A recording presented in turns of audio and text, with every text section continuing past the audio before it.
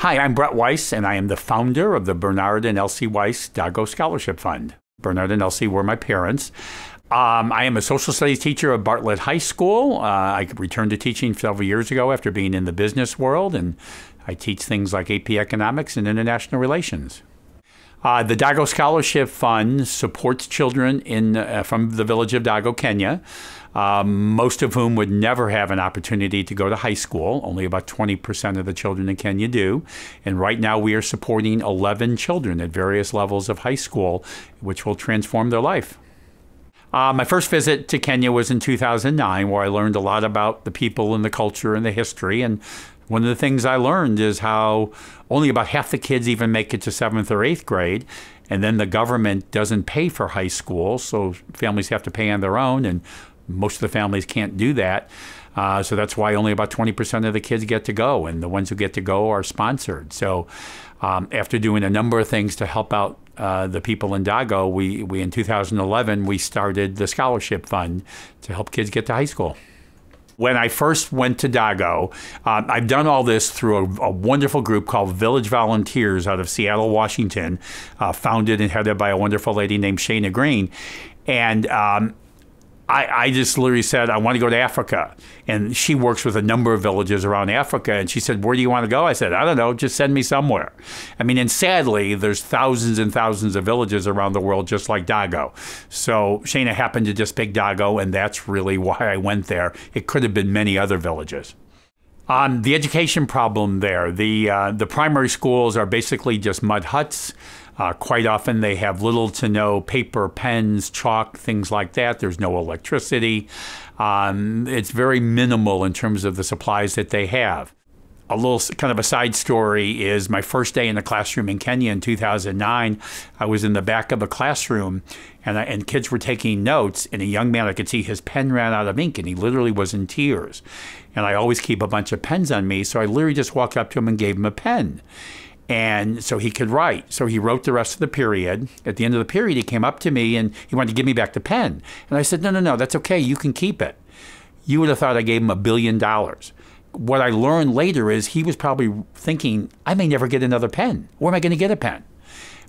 So giving him a pen meant the whole world to him. AIDS is also a major problem in this part of the world. Very few children have both parents alive. Most either have one parent or no parent.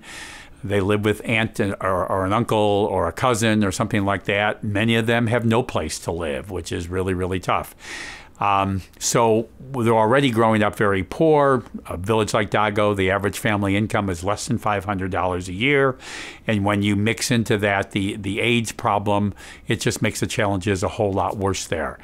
There is also tremendous gender inequality. It's a very male-dominated society. Many of the adults will say girls don't need to go to school. They just need to stay home and help mom and grandma take care of the home. So girls tend to stay home a lot. They fall behind in their school. When girls get their period, they tend to have to stay home and they miss a lot of school. So academically, the girls fall farther behind. That's why when you're in a first grade class, the boys and girls are even in numbers. By the time you get to 7th or 8th grade, about 80 to 90% of the class is boys because most of the girls have quit. When I'm in Kenya, a lot of what they'll have me do is visit homes to stress the importance of all children getting an education, and especially even girls getting an education. So there's a variety of challenges there in terms of these children getting an education. The way we choose the scholars, in 8th grade in Kenya, there's a test called the KCPE, the Kenyan Certificate of Primary Education. It's the big test in Kenya. Every 8th grade student takes that exam. So we largely pick based on their scores on the KCPE, which is good but also kind of bad because we pick just the top children.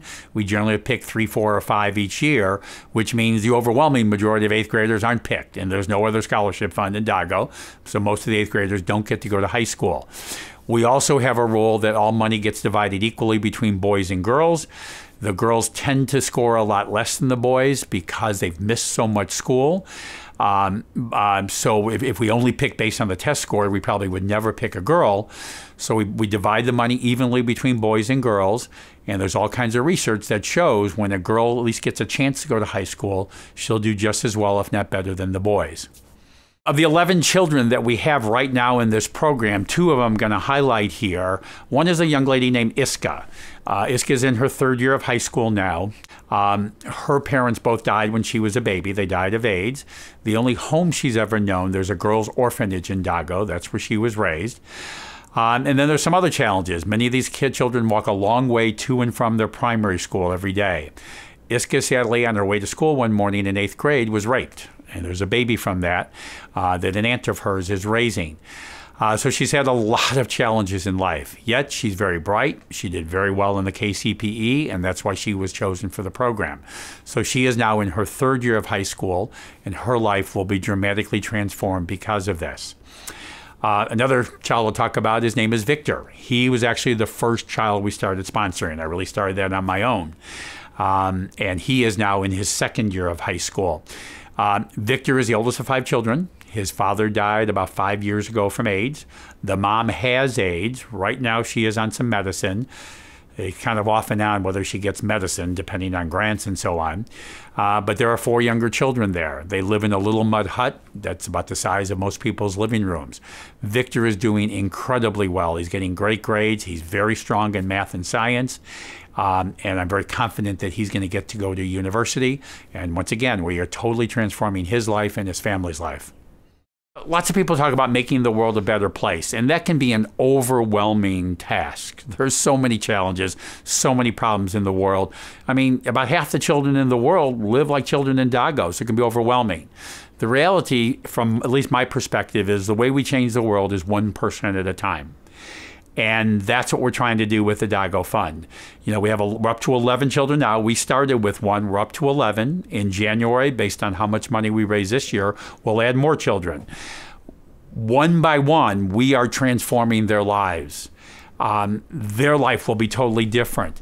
They will in turn transform the lives of the people who live in their village of Dago. It will help transform the whole country of Kenya. So little by little, this is the way we make the world a better place. All of the money that we take in goes directly to the students to pay for their high school education. There's nobody making any salaries or money or anything like that. It all goes directly to the students. To go to high school there, all the high schools are boarding schools. It's roughly, for 4 years of school, roughly about $3,000. So you think about that. That's $3,000 for 4 years. That's room and board. That's all their books, tuition, fees, uniforms, everything they need. And they're in school pretty much all year. They go to school basically all year from January through December. They have 2 short breaks actually. So $3,000, all the money goes to cover those fees. And when we commit to a student, it means we have enough money in the bank to cover all 4 years of their education. All right, in order to help, to donate money, Village Volunteers, their website is villagevolunteers.org. If you go to the website, you go to the donations page. On the donations page, there's a drop-down menu. One of the choices there is the Weiss Dago Scholarship Fund. You pick that one. You can donate any amount of money that you want. From a small amount to a large amount. You can pay for it on credit card or through PayPal. They also tell you if you want to mail in a check, you can do that. And then every penny of what you send in will go to help these children in Dago.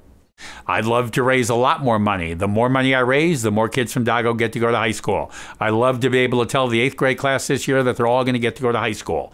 There's about 35 of them there. I'll send as many to high school as I can get money for. It's the only scholarship fund there, so they're dependent on what we do with the scholarship fund.